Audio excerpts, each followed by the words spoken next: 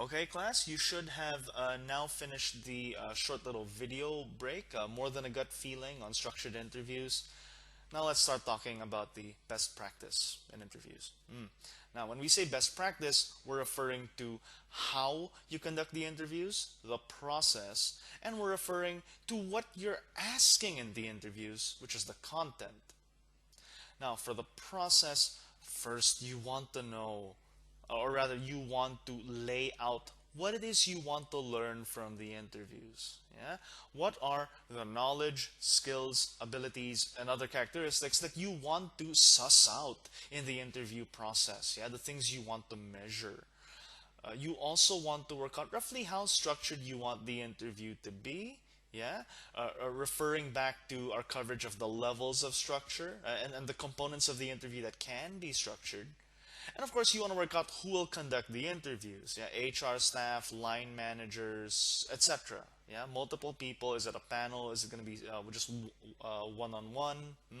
Now, all these bits of information will inform what sort of training you provide the interviewers. Yeah, the training ideally is tailored to the level of structure, to the KSAOs of interest, and to the interviewers' backgrounds.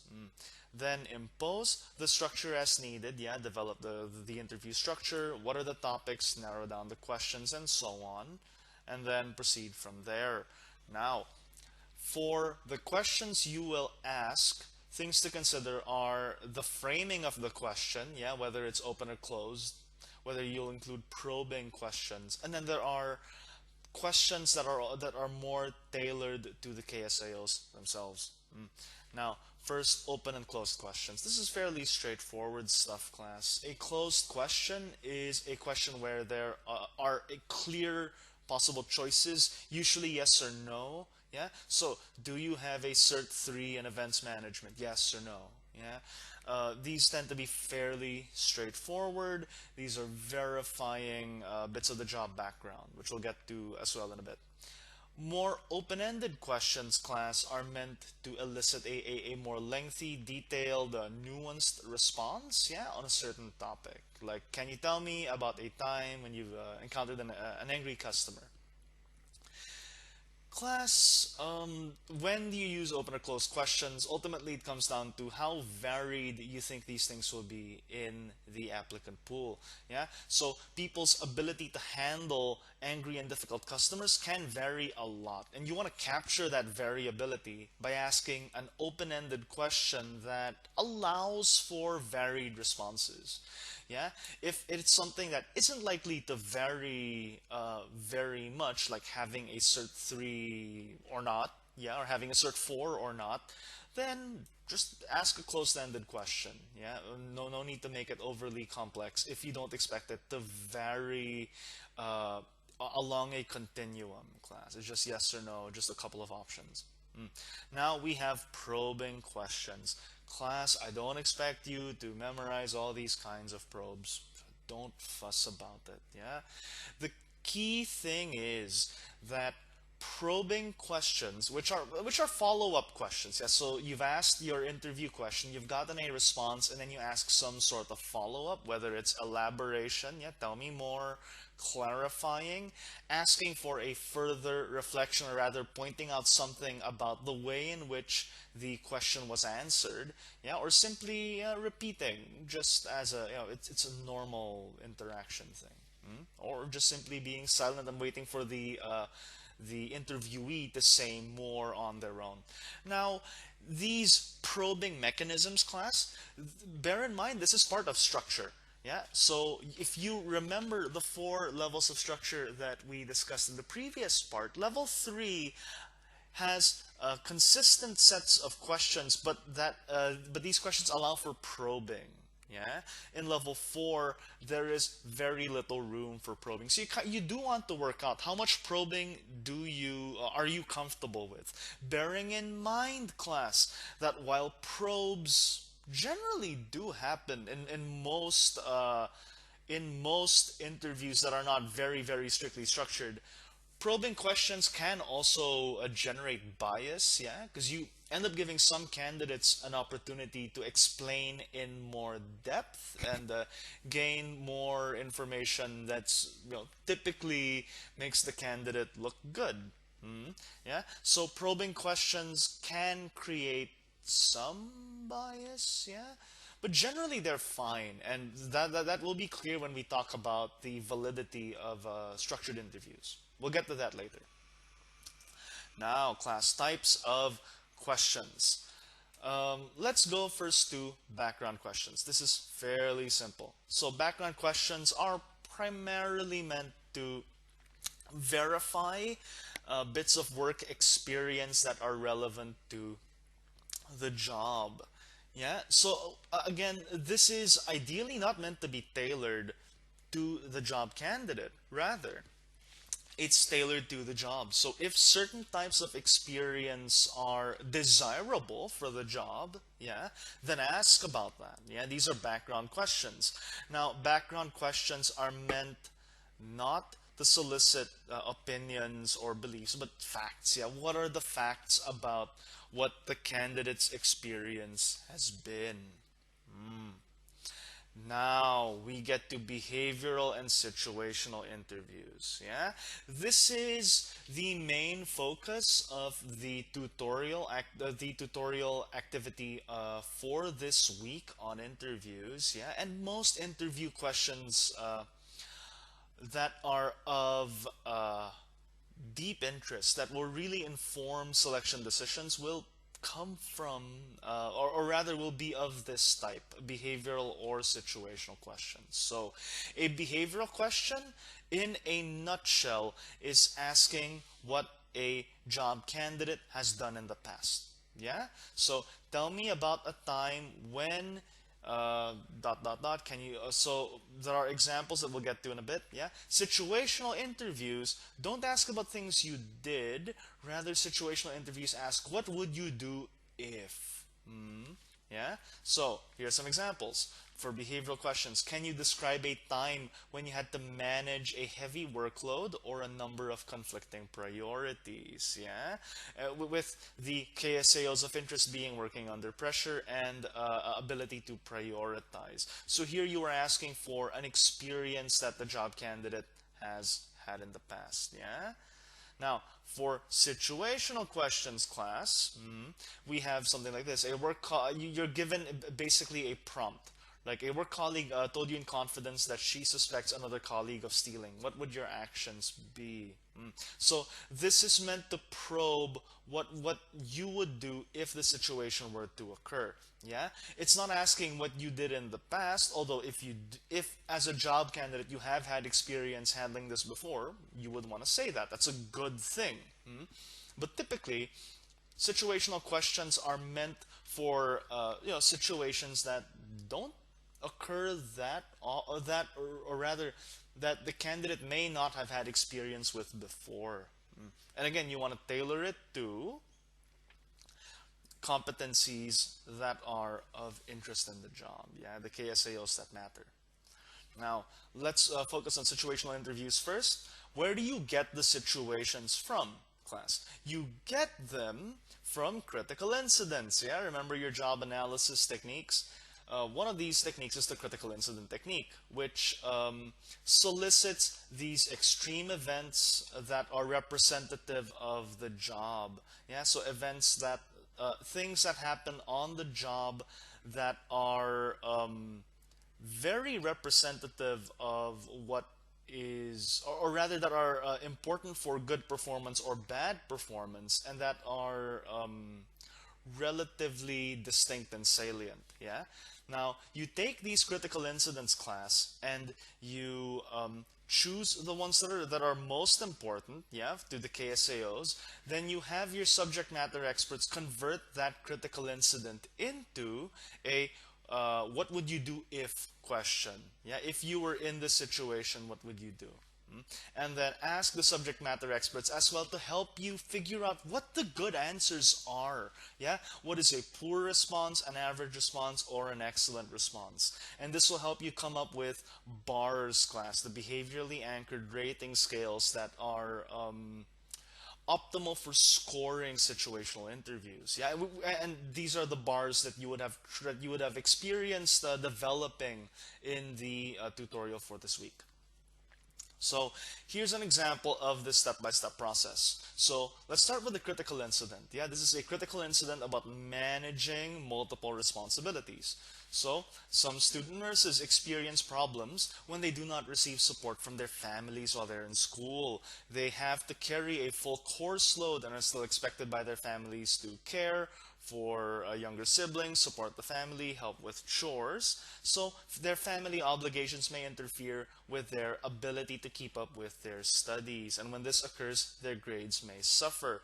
Class, this is a fairly common and representative experience of what nurses often have to deal with, where family life interferes with work, yeah, and in various ways. So it gets converted into a situational question, blah, blah, blah, blah, blah. Feel free to read that as you like. So these are the things that are happening. You're falling behind in your studies and at least one lecturer has expressed concern about your grades. What would you do? Yeah. So note the framing here is, what would you do if you were in this situation? And then you would come up with a scoring scheme. Yeah, much like you did in the tutorial, where you have a weak answer, a strong answer somewhere in the middle, where the ideal answer is seeking help. The non-ideal answer is to keep just pushing hard and doing it on your own. Just try my best.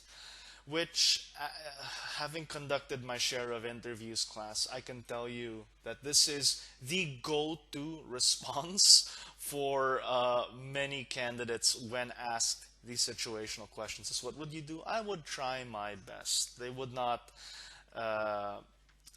ask for help, for example. Yeah, the try my best response is very common, and it's typically not the answer you want because it's vague. It's very vague, and it's often counterproductive. Yeah. Now, more examples of situational questions. Yeah, looking at this one. Suppose you were giving a sales presentation and a difficult technical question arose that you could not answer. What would you do? Well, something that could quite reasonably occur on the job, but the job candidate may not have had experience with this already. Now, class, if you are on the other side and you get a question like this, absolutely, if you have first-hand experience with any of these situations, cite that. That's a good thing. And I'll explain why in a bit. Then there are behavioral questions, class, which capture things that happened to you and things you did. Yeah, they're developed similarly to situational interview questions, but the goal is not to generate a hypothetical, but rather to solicit examples of things that happened to a person, yeah, and what they did. Now, the framing, class, typically is situation, task, action, response. So given a question like, tell me about the time when your schoolwork was suffering because of excessive family or personal demands, yeah? So where before the situational question was, what would you do? Here the framing is, what happened to you? What were the circumstances? What did you actually do? And what was the outcome? This corresponds to the elements that you want to get from a behavioral interview. Situation, task, action, and result. Result, response, same thing. Yeah, what was the outcome? Some will add another R after star for reflection. So what was your reflection on the experience of going through all this, and what have you learned from that process? That's a nice thing to add, yeah? When answering these questions, at least. So here are some typical prompts for situation and task questions, for action questions, and results questions. So the framing of a behavioral question, class. A poorly framed question will just say this. A better framed question will include all these other things. Now, if you are on the other side as a job candidate and you're given this very broadly framed behavioral question, then you must on your own fill in the situation, task, action, response, and perhaps reflection. Now, when you are evaluating these responses, some things to consider as well is, in the example given, how similar is it to the target job? Is it coming from an example that's very, very different in context, or is it a similar context? Yeah. How important was the behavior? Yeah, and how recently did it occur? These are all things to consider. Now again, sample behavioral questions. Yeah, right here for you to look through as examples. Although I think more importantly, you will have come up with, or rather worked through some behavioral questions in the tutorial. Now, class, when do you use situational and behavioral questions? I think to help you work this out, let me ask you, which of these types of questions is most suitable to entry-level roles? If you're hiring someone for an entry-level role, should you ask more situational questions or more behavioral questions? Think about this, class. Come up with an answer. Yeah? Okay. For entry-level roles, you will want situational questions. Why? Because the KSAOs that you're, or rather, the let me put this another way. The behaviors of interest are not things that the job candidate would have any experience with. Yeah, you're trying to work out what they would do in the future because they have not done it in the past. Yeah, we know that past behavior predicts future behavior. Yeah, behavioral consistency by and large, class. However, if job candidates have not had a chance to go through the situations that you're trying to assess, yeah, the what ifs, the bits of discretion that need to be exercised in a job that the job candidate has never had before, then you're gonna want to use situational questions. Yeah. If, however, this is a mid-level or higher level role for which the job candidate would have had some relevant experience, then you're going to want to ask about experience.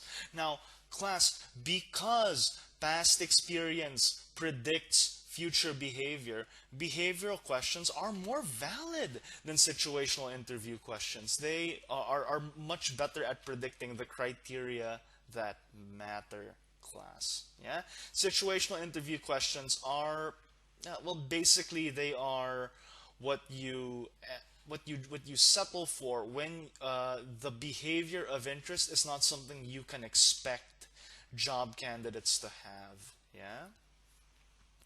And again, things to remember for situational questions. You will want to create a scoring scheme based on bars, behaviorally anchored rating scales, where a weak response and a strong response are tied to behaviors that the job candidate says they would do. For behavioral questions, more important than the bars is the framing. Frame the question in a way that solicits from the job candidate the situation, task, action, and result. What happened? What did they have to do? What did they actually do? And what occurred as a consequence? Now, class, this is fairly obvious, but let's say this.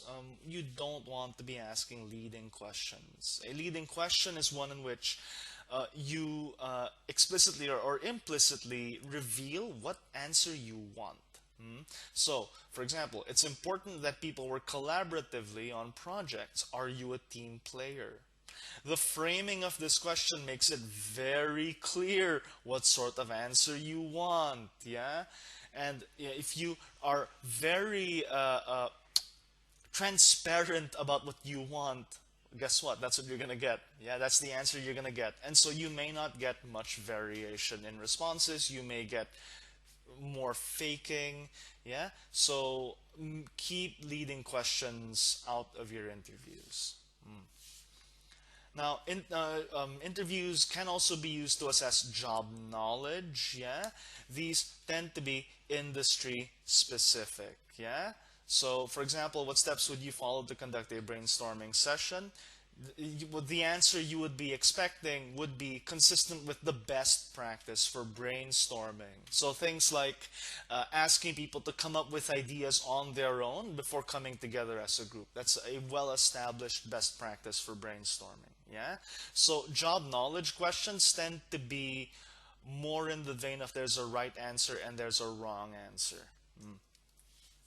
Then there are questions about how people interact with others. Situational interview questions are especially apt for this. Yeah, and remember to use your bars.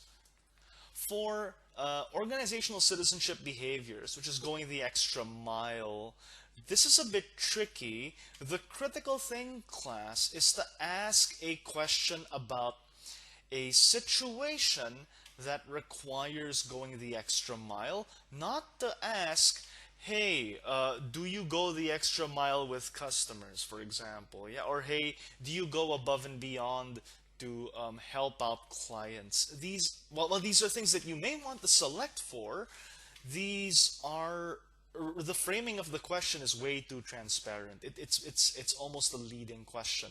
So what is more useful then is to phrase the question more generally as a performance question. So describe a situation in which you had to work with others in order to complete a project, and then assess how much the candidate reports helping others, yeah, and going the extra mile. So the question is posed as a more general performance or teamwork question, but the way you score part of the question is, did the candidate report helping? Did they report going the extra mile, showing a willingness to work hard?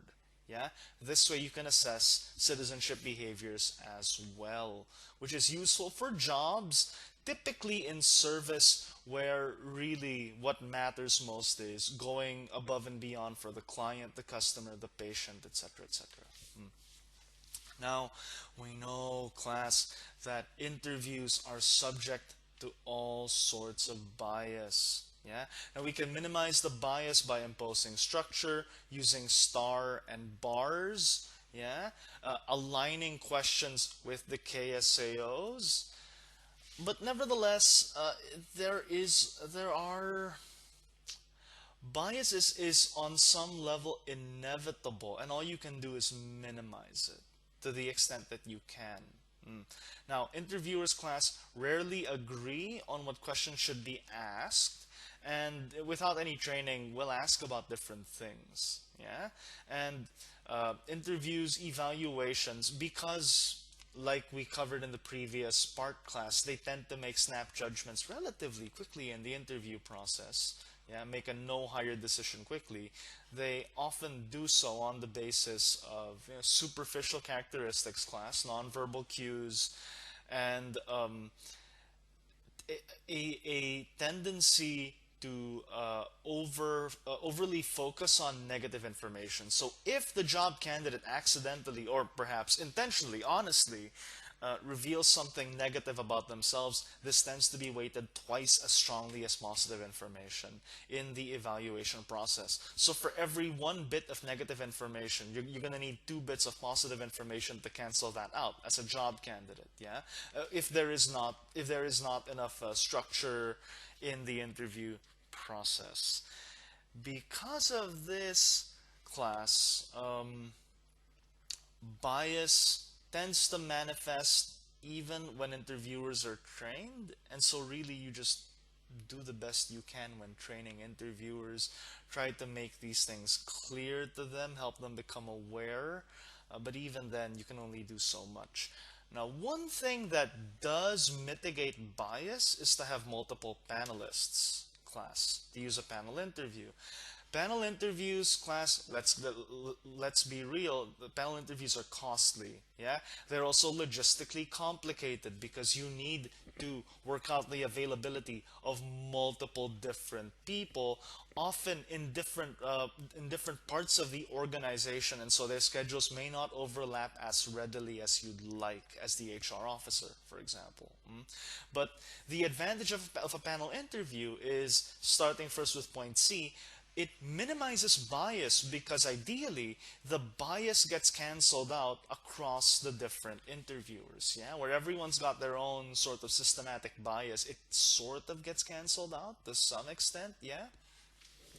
Now, panel interviews are also useful, class. Moving to this table first, we see that panel interviews tend to be used more for technical and managerial roles, more complex roles, than for more simple. Class, the panelists in a panel interview tend to have different KPIs and different aspects of performance that they're interested in. Yeah.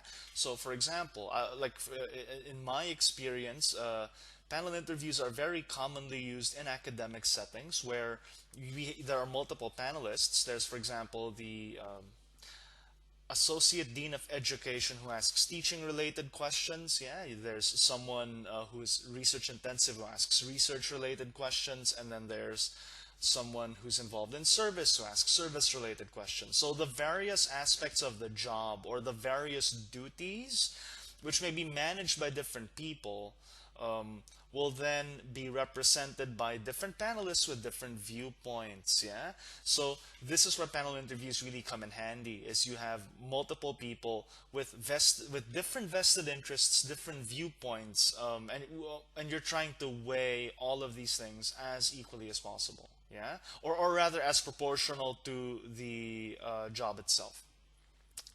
Then there's differences in specialist expertise. So often when people would conduct interviews for example, for academic roles, yeah, there will be someone on the panel who is an expert in my general area. So when they ask me about my research, I'm able to, or rather, uh,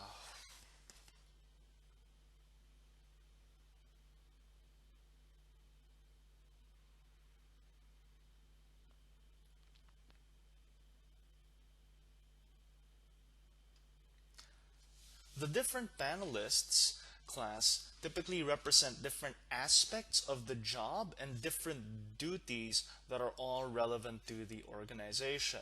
Yeah, so for example, for teaching jobs, or rather for academic jobs, there will be multiple panelists, one for teaching, one for research, and one for service, and they'll each ask questions relevant to those separate duties. More complex technical and managerial jobs involve multiple duties and typically have different people in charge of these different duties and roles. And so these various roles and duties are represented individually by panelists, yeah, and this is an advantage. Typically, one of those will have specialist expertise. Yeah, so not only will individual panelists represent their respective KPIs of interest, whether it's research, teaching, or something else, they will also bring their specialist expertise. So if so the person who is asking me questions about teaching will know about pedagogy when they listen to my response about teaching philosophy, for example. Yeah, and the person who is representing research will know my area and will be able to recognize if what I'm saying about my research is, valid and reasonable. For example. Yeah, so panelists have this advantage for complex roles and can minimize bias just by balancing out the bias of multiple interviewers. It's simply the wisdom of crowds, class. So when training interviewers, there are a number of things to bear in mind. I won't go through all of these, but I will point out a couple that are critical. First is, you don't want the interviewer to do all the talking, most of the talking, or even half the talking. Yeah, because you're not trying to measure anything about the interviewer, but about the interviewee. Yeah, you want them to ask consistent questions that are job related. You don't want to foster applicant nervousness. If the applicant is anxious, and the interviewers have played some role in that, then something has gone wrong. Because again, this anxiety is not representative of what day-to-day life is on the job. Yeah, it's specific to the interview context. So you want to minimize nervousness so you get more closely what this person is like on the job, not what they're like in this rather contrived condition of the interview. And of course, we don't want our interviewers making snap judgments or being influenced by nonverbal behaviors, yeah? Interviewers often like to think they're mind hunter. Yeah? No, you're not. You're not Paul Ekman. You're not an expert on nonverbal behaviors. Or rather, many people think they're experts on nonverbal behaviors, but the fact is that nonverbals have multiple interpretations, and ultimately, they are not relevant to the KSAOs that matter, class. Yeah, they typically are not. Lastly, one issue that is often taken for granted is lenience, which is to say that very nice HR officers, very nice leaders may just think, oh, you know what, everyone's pretty good. Let's just give them all a high rating. This is a fairly common thing. Now, we don't want that. What we want is variance, a mix of low, medium, and high scores, not all high, all low, or all in the middle. Now, class, there are a number of things that are good practices generally for interviews. Yeah, taking notes is good. We'll cover more about that in a bit. Yeah, we don't want focusing on nonverbal behaviors. We don't want leading questions. We do want listening, consistency, and an open and genial atmosphere, class. Yeah, and of course, you don't want administrative errors. You want to be careful about that. Yeah, which is partly why you take detailed notes. Now, we want to use bars wherever possible to come up with a scoring system for interview questions. Yeah, this is good for reliability and validity. This is a form of structure as well. Now, what is the best way to proceed with interviews in terms of structure? Remember, class, the 4 levels of structure. Yeah? Now, across a very, very large sample running through over 100 studies, one thing is very clear. Yeah? I'm jumping the gun a bit. These studies were classified across the level of structure in the interviews. Yeah, where level 1, again, just as before, there's no structure. Level 2 has topics but not specific questions. Level 3 has specific questions but allows for probing, and level 4 has the same sets of questions, systematic scoring, etc. Yeah, and what we find is, class, that level 3 is just as good as level 4, and these are very, very good. These validity coefficients, class, look very similar to the validity coefficients of cognitive ability tests. Yeah, and level 2, which is having topics that you want to ask about but not questions, and then having interviewers sort of freewheel and spontaneously come up with questions, is much less valid.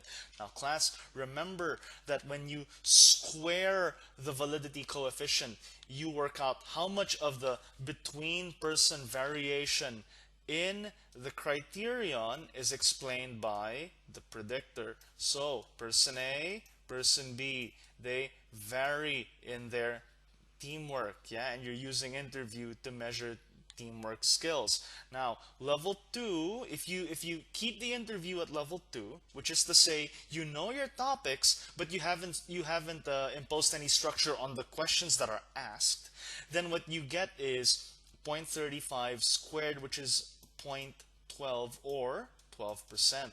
That means 12% of this variation is captured by the level 2 interview. If, however, you impose more stringent structure and just lay out the questions in advance, you open it to probing, the interviewers can still tailor the interviews, they can still enjoy the interaction more because they can ask follow-up questions as they like. What you get is 0.56 squared, which is 31%. And so just by imposing that added level of structure, you now explain 31% of the difference in teamwork from person A to person B. This is a dramatic difference, class. And if you scale this through the organization across multiple job candidates, this is a big difference in performance for the firm. This is really consequential, and it's just the difference between 0.35 and 0.56. It's like I've said many times, class, that the benefits of a high validity coefficient scale exponentially. Yeah, because we're squaring them. Now, further meta-analyses, class, which are summaries of research across multiple studies, 120 studies across 18,000 individuals, class. Yeah. This meta-analysis compared other aspects of interviews that vary from interview to interview. So were they trained? Was it the same interview across or rather, was it the same interviewer across interviews? Did they take notes? And was it a panel interview? Now, what they found is that using a panel doesn't necessarily add to validity. It does minimize bias, but it doesn't seem to count much for validity. Note-taking is more essential, class, as is standardization using the same interviewer and providing training. Of course, structure is most critical, class.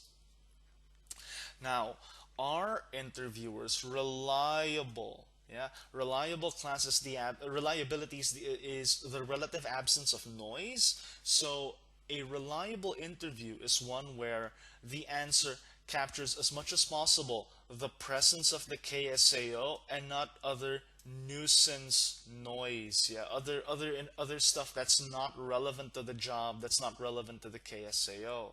Yeah.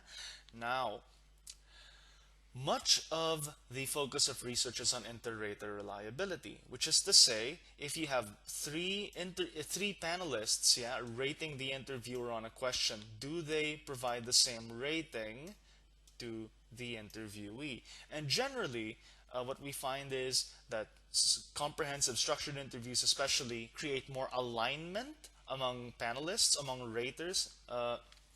Situational interviews also do fairly well.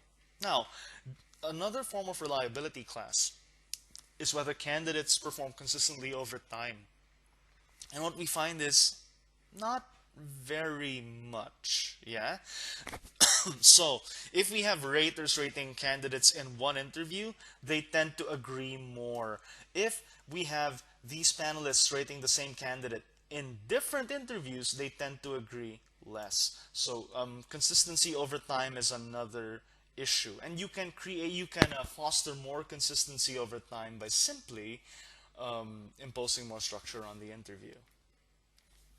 So, class, more ways to improve the employment interview. Critically, class, you want multiple questions for each KSA. Yeah. One question may not be adequate to measure the KSA of interest. Multiple is good. Yeah, you want a formal scoring system, yeah, like bars. Training is especially critical, class. And that's all I have.